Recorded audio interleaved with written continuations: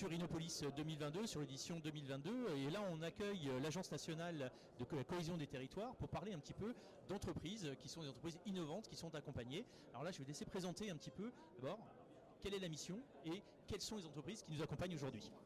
Merci. Alors moi je suis ici pour parler de l'incubateur des territoires. Donc l'incubateur des territoires dépend de l'Agence nationale de la cohésion des territoires, effectivement.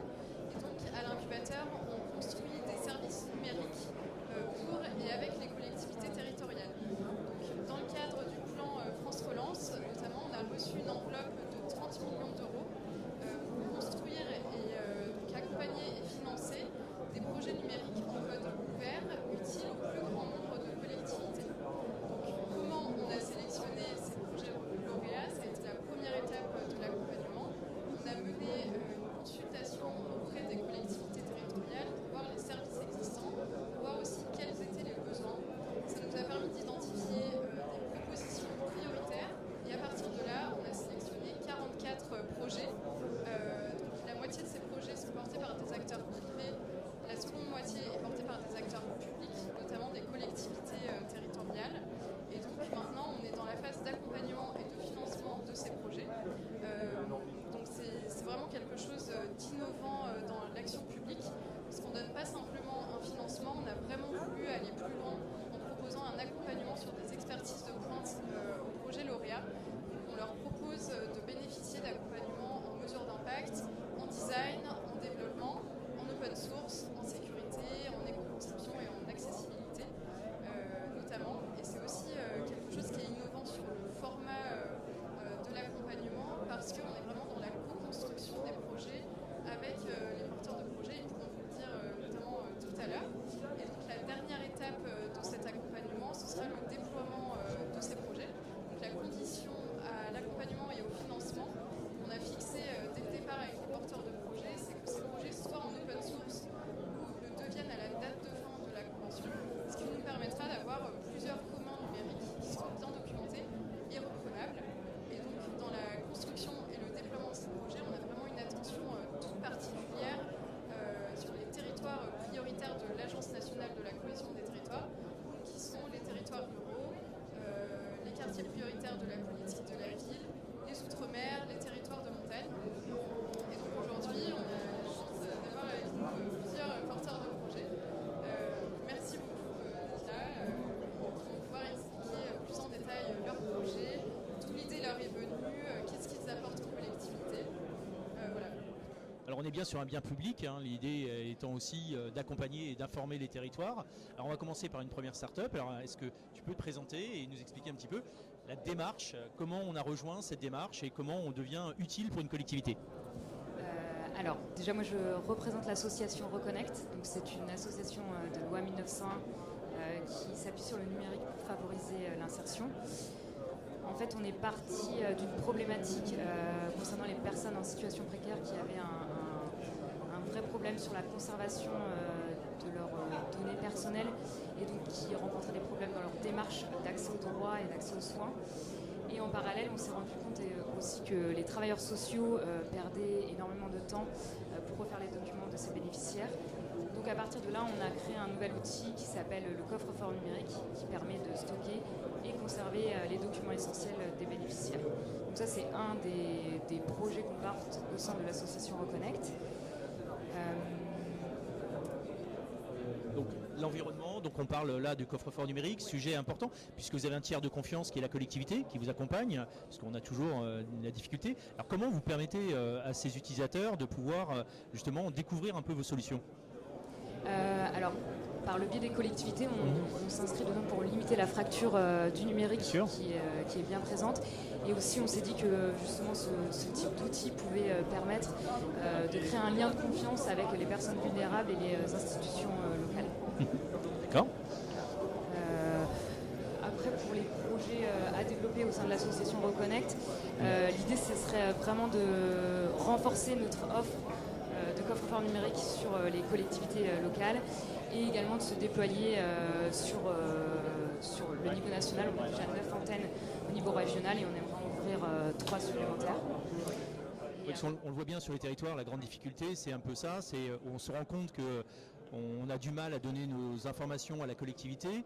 Pour autant, on laisse sur des serveurs chinois ou dans le monde entier où on ne sait pas trop où se promènent nos données d'identité, de taille, etc. Donc là aussi, c'est d'accompagner les personnes en difficulté. Donc il y a un rôle pédagogique sur le territoire, il y a un rôle social, un rôle de dimensionnement, d'électronisme. L'électronisme, c'est pas uniquement savoir lire, mais savoir accéder à l'Internet. Donc vous travaillez au travers des collectivités par le biais d'associations, de syndicats, des organes de collectivité proprement dit. Ouais, alors on est en partenariat avec des centres sociaux, médico-sociaux et des collectivités essentiellement.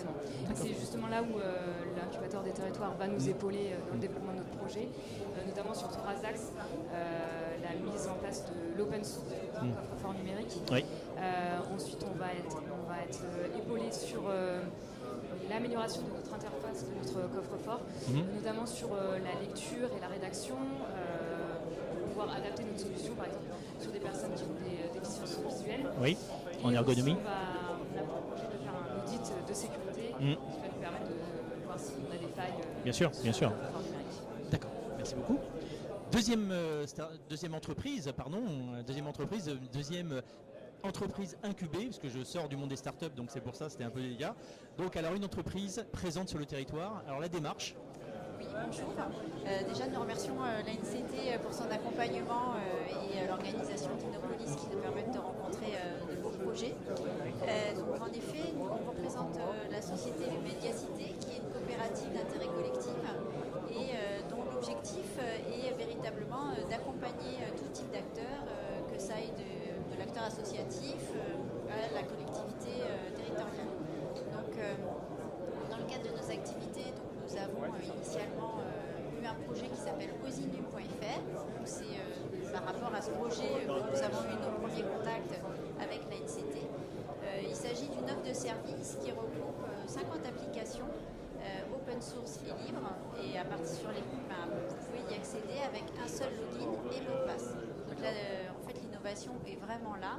C'est que vous pouvez accéder comme sur votre téléphone portable, à tout ce que vous voulez, à tout l'environnement professionnel dont vous avez besoin. Donc à partir de ce projet, on s'est aperçu dans le cadre de questionnaires que nous avons fait et d'enquêtes que nous avons fait auprès des collectivités territoriales qu'il y avait un réel besoin d'accompagnement de ces publics, que ce soit les élus ou les agents territoriaux. Et là, nous est venu donc en lien avec l'ANCT l'idée d'avoir un produit, un service spécifique qui s'appelle Osinum Territoire. Donc ce service en fait est distinct d'osinum.fr puisque son objectif est véritablement de venir avant le déploiement d'outils numériques et de proposer un diagnostic numérique aux collectivités. Donc faire un pas à pas avec des systèmes d'exercice sur des situations réelles vécues qui nous sont remontées, mais également en leur proposant des usages qui n'ont pas ou qui n'ont pas encore envisagé. Ensuite, une fois qu'on a fait son diagnostic sur lequel on peut revenir régulièrement pour voir si on a évolué, si on a mis en place des actions, voir si ces actions ont un effet, il y a possibilité aussi d'avoir accès à un catalogue de ressources sur lequel là vous retrouvez toutes les applications dont on parle.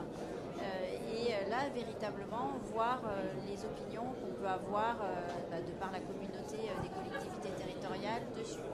Et le troisième axe, ça va être véritablement d'avoir accès aux ressources en ligne sur lesquelles, là, on aura des tutoriels, on aura également des webinaires, des articles qui pourront être rédigés soit par l'équipe Osinum ou par la communauté qui est beaucoup plus large.